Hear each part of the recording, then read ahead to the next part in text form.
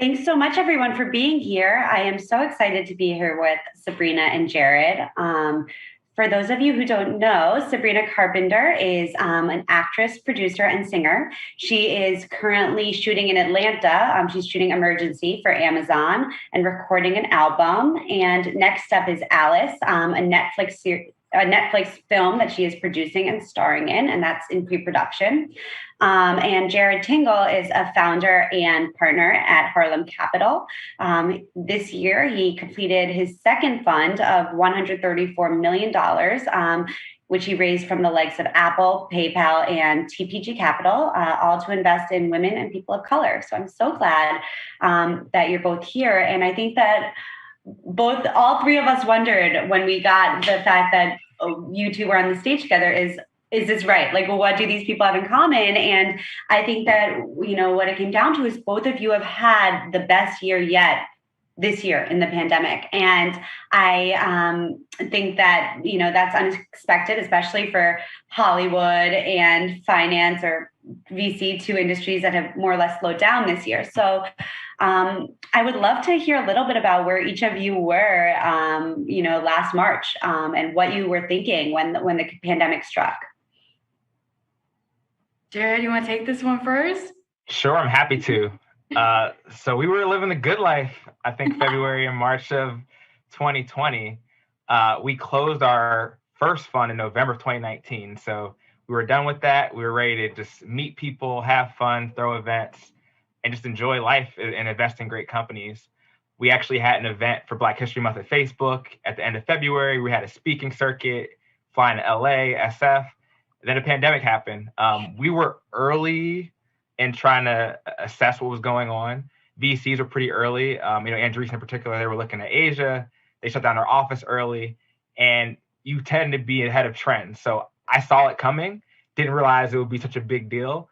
But I think once the NBA shut down is when we just stopped doing everything and just didn't go to conferences. And we're like, all right, let's bunker down, let's get some groceries, and let's just try to continue to run our business. Fortunately, we were remote before, and so we didn't have a disruption, but we were scared. We didn't know how it would affect our companies, us, or anybody personally. And you were in New York too, Sabrina. Yes, similarly, it's funny, you were like, once the NBA shut down. For me, it was once Broadway shut down, because I was doing Broadway. I had made my Broadway debut in Mean Girls for, I want to say it was 2 nights. Yeah, I got to do 2 shows, and then the shutdown kind of happened. And being in New York, I'm sure you can agree, it was like kind of a big cultural shock for everything to be that, rapidly shut down. And I think it put a lot into perspective, and a lot of people were then forced into kind of like internalizing themselves and going home or figuring out their home situations, or not being able to be with their family or being able to be with their family.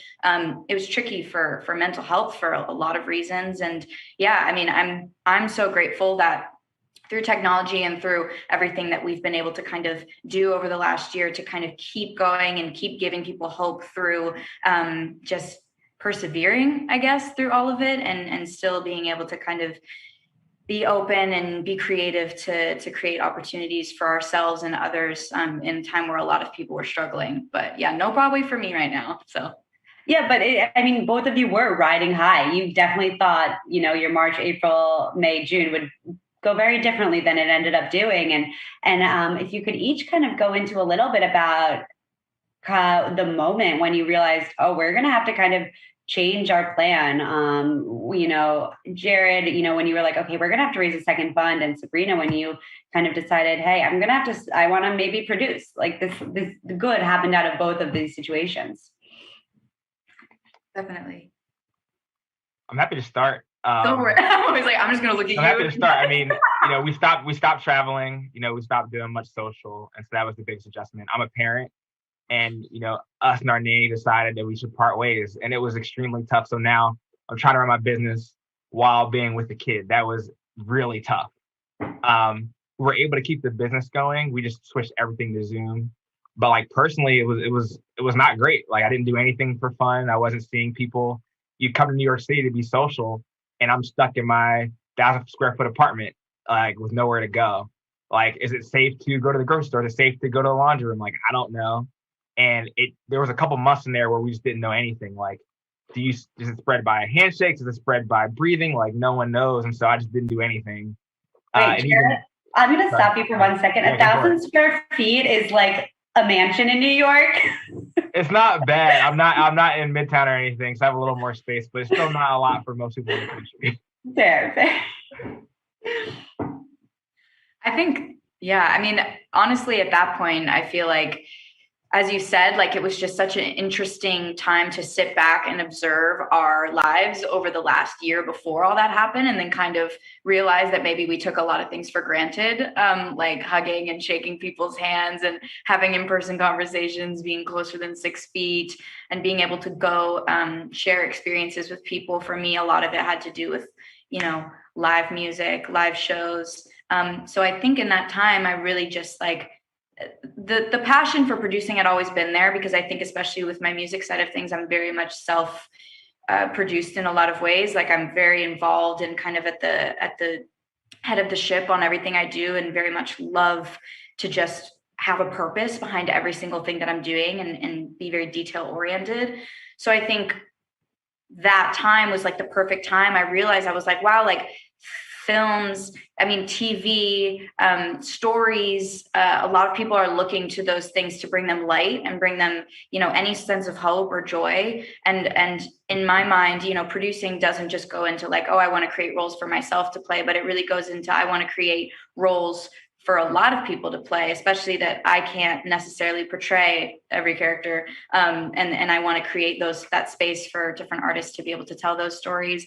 And then obviously space for myself to create more complex female characters, and hopefully provide some hope for people in this transitional phase once we're getting out of all of this now. But that's kind of how the passion for producing began in quarantine. Jarrid, what about you? Kind of similarly to Sabrina, you kind of took matters into your own hands before the pandemic, though. You graduated Harvard Business School and Wharton, and you could have probably had any job at any VC firm that you wanted, but rather than do that, you decided to start your own. And I'm so curious about that story a little bit. Sure. I couldn't have gone anywhere. It's still really tough to recruit, because these firms are maybe taking one person per year max, right? But I think the biggest thing for me was, I was working at a private equity firm before. It's a Black-owned firm. And for me, I always saw myself being able to work for someone. But until that point, I'd never been around people that looked like me that were running a firm. And so that opened my eyes. I thought about recruiting, and it was going okay. But really what changed was getting coverage from the press about Harlem Capital. So before that, it was a hobby. It was part-time. It was for fun. We did get some early coverage from Forbes, which just showed us that, it could be something. And so instead of doing an internship, we decided to try to raise a fund. And it was very hard. Like, we got beat up, took some ego hits, got embarrassed, harmed some relationships ultimately, but we were able to persevere and get it done, focusing on our mission of backing Black, Latino, women founders who need capital and just need access to be able to make their dreams come true. And what are some of the companies or wins that you've had in the last year that you're most excited about investing in? Sure. We actually found our best companies during the pandemic. So with just being through Zoom, not meeting in person, we were able to find some great people, largely in part because we just were active on social. Maybe not as active as Sabrina, but we're active on social. So one company is called Cash Drop.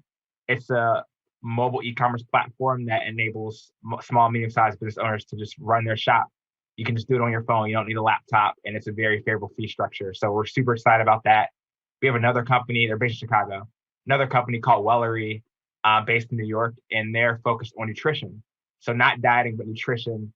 How do people have a healthy relationship with food? Founder's incredible. I think they're doing something that's very important, because we all can have better relationship with food. And it's been super exciting to see them grow. They've been growing 50% month over month. And hopefully they have a big follow-on round. And Sabrina, what about for you, some of the things during the pandemic that you kind of accomplished in terms of your producing career? If you could tell us a little bit more about, having those meetings with Netflix over Zoom. Yeah, well, I was having meetings at that point. So, having this idea and kind of needing to be able to pitch it to multiple different people, that you would usually do those meetings in person. And in general, you get such a better sense of everything, I think, in person. When we were talking about this earlier, but when you can see people's body language, you can really understand who they are as people. You can get, you can emote a lot more, I think, than here. But we've been able to obviously overcome so much of that and be able to like really understand this and how we're using it. And for me, I was on, sometimes 2 to 3 hour long Zooms every day with different film companies. And I think, Netflix was obviously people that I worked with before that I love so, so much. But it might have not necessarily been the right fit for them. There was a lot of other great choices. And I think at the end of the day, like, I just knew that these people would bring that specific project to life in a way that I really trusted and was super excited about. But I think that's what's been so incredible is I've really just been opening the door and being able to kind of look through a wider lens at the fact that there's really not a whole lot of things that are limiting in this specific world as far as creativity goes. Like, you really can accomplish anything that you put your mind to. You really can like have a small idea and it can turn into something so much bigger. And that's what I've just been having so much fun with now is like, I'm reading so consistently and just, kind of finding new opportunities to be able to bring new things to life with different distributors. And I've been so privileged to be able to work with some really great people. And one thing you mentioned, and it reminds me of what Harlem Capital is doing a little bit, is that there's like a purpose, especially for you, for complex female characters in your what you produce. Can you talk a little bit more about that and kind of why you felt that was important? I think I was reading a lot of I guess if I'm coming from my own place, like I was reading a lot of roles for myself and a lot of the female roles at my age. And, I guess I'll be playing like 15 for a couple more years because I look so young. But like roles from like 15 to 25, like some of these roles felt very contrived and they felt very, I don't know, a little boxed in to what people think that age is or what people think women are experiencing at that age and less of what they are actually experiencing. And so that kind of struck the idea of me being able to be like, oh, wow, like I would love to just be able to create what I'm feeling and what I know so many people are feeling. And hopefully someone in this world can watch that and feel inspired and feel a little less alone in their own circle. And then, like I said, it kind of dove into the other world where I was reading books that didn't have roles for me at all. And I was reading stories about characters that were experiencing, their own sexuality and coming out. And I was experiencing, characters that were dealing with, code switching in their own environments and wanting to be able to like tell those stories, but maybe I'm not necessarily the person to tell those stories, but I could still be involved in helping somebody else tell those stories. So it's all come from a place of just pure love for storytelling. And that's what I'm really focused on right now. Jarrid, what about you? And obviously purpose is kind of built into Harlem Capital. Why did you feel that was so important? And also, how did you kind of take the leap? Because it's a little bit, it's not the traditional VC, and raising money in a non-traditional VC is not easy. So kind of how did you take that leap and why was it so important? Sure. The purpose really just found us. We had been in finance and been in investing, and we just saw that there's this amazing tool for wealth creation that a lot of people are just locked out of and don't have access to. Even our firm that was diverse ran before, they didn't have diverse investments. And so that's what we were focused on. And our mission has enabled us to take that leap. So even if it never made sense on paper when we were starting out, we're like, hey, if there's a way to do it, let's try to get it done. And that kept us going every single day throughout the highs and lows. So that's one thing that we were focused on. And one more question before we go to audience questions, because we have a ton, is how does being on the younger side of both of your industries, especially young in terms of kind of being in control, whether it's producing or running the fund, how is that an advantage? Whether it is social media or whatever, or just kind of flexibility, how has that been an advantage for you guys? Jarrid? Sure, I can start. Yeah, I mean, we have energy that helps. And I think whenever you're doing something entrepreneurial, you have to be prepared to fail. And if you don't have like a mortgage and like 5 kids and ties, like you can just take more risk and focus on whatever you're trying to accomplish. So you can be an entrepreneur anytime, but like you just have this window where you can really go after it. I think we use that. social media is so powerful. Like, we talk about Instagram and Facebook, but like Twitter and LinkedIn are so underutilized that if you use those platforms well, it's a way to amplify. Instead of talking to, one or a dozen people at a time, you can talk to literally hundreds of thousands of people at a time. It's distribution. And I think, younger people get that. And you don't have to be a celebrity. It's great for celebrity and you can use that, but you can also just be a thought leader or somebody doing something interesting, and you can find your audience and you can use it as a way to connect with folks. So we met some of our best founders, some of our best connections through social media, and we'll just continue to double and triple down on it. And that's an advantage we have being young, digitally native people. I was about to say, like, being young, like, I definitely know how to use social media more than my elders. Not that well. Sometimes I have my moments that I mess up, but it's so true. I think there's a lot less like archaic ways that we are sticking to and formats that have been done time and time again that, I think there's so many opportunities now for us to be able to step outside the box of what everyone's been doing and what's been done before.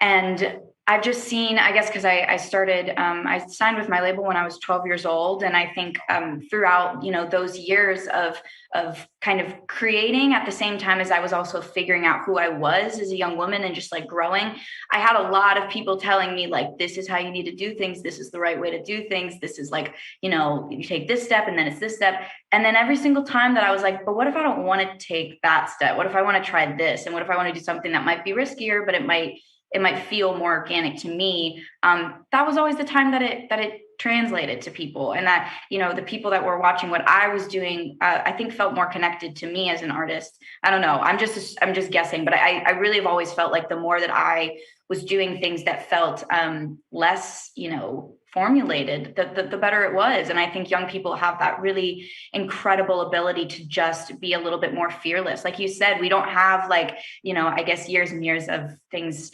weighing us down. We definitely have more metabolism. We definitely have 5-hour energy shots. We definitely will take those and we will get work done. And work ethic is a big thing. And I've just been so grateful to like be surrounded by so many young people that are not waiting for things to be handed to them on a silver platter, but are really, really able to go out there and make it happen for themselves. And I'm so inspired by that.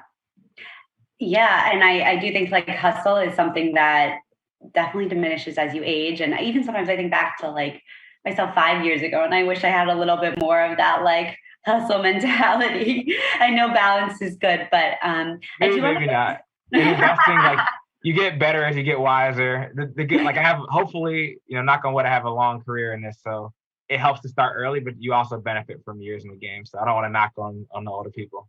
Yeah. No, not that either. Oh yeah. Hopefully they know that their experience has obviously guided us. But I think now it's exciting to be able to try new things and to be able to see what new opportunities we can create with like a different kind of generation that we're growing up in, Yeah. And that leads us to a couple of our questions, which is, we have some younger people obviously in the audience. It's all young people, which is, for Jarrid, what advice do you have for young people looking to pursue big dreams and goals if in the face of adversity, especially those that face adversities for being part of the minority? Ooh, good question. Be you, right? Like I think there's pressure to conform sometimes, but like you'll be happiest when you bring your full self to work. I think the best thing anyone can do is get mentors. And get sponsorship. And so find people that have done what you want to do. If they look like you or not, it doesn't matter. But so much of it is like people opening doors. So I think the better you are at like marketing yourself, asking for what you want and just getting good advice can help you. And you can't take all advice, but you will be better off, having people that are kind of pushing you and being sponsors for you.